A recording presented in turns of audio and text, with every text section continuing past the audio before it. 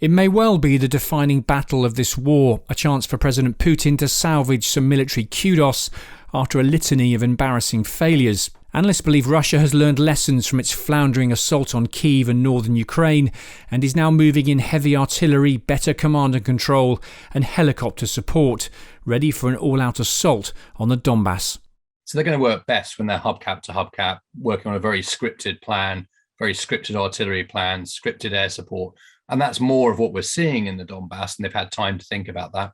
Plus, as you mentioned, sorting out command control, sorting out their logistics trains, sorting out their electronic warfare, and in a way, actually doing this the way that they probably would have done it from the start if they got the mission right from the start.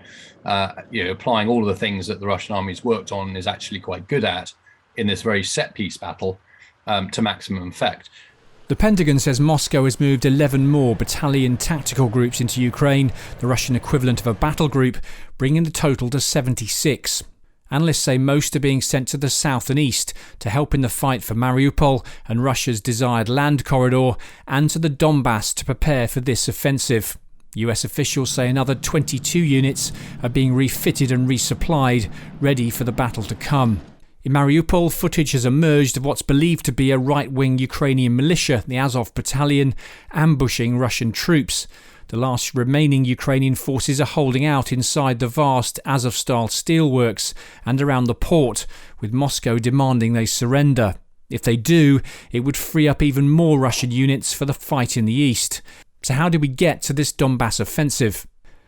Fighting broke out in Ukraine in 2014 when Russia seized the Crimea, but Moscow also wanted the industrial Russian-speaking regions of Donetsk and Luhansk, known as the Donbas.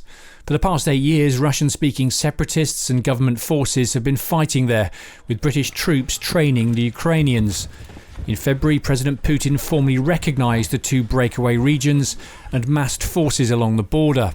Days later, Russia invaded Ukraine, claiming its special operation was to denazify the country.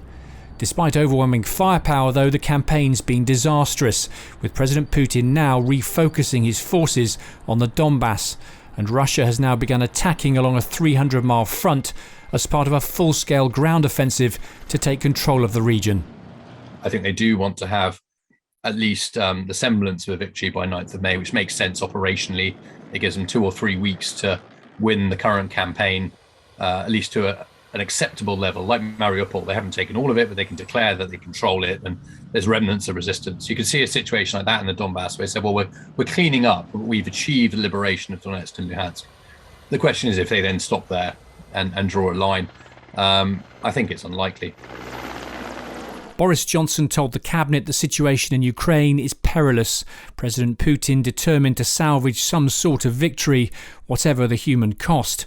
Analysts believe the next 48 hours are key, Ukraine's forces bracing themselves for a Russian onslaught, one that will show if Moscow's military is as poor as it's appeared, or has learned lessons and is capable of delivering the prize their president so wants.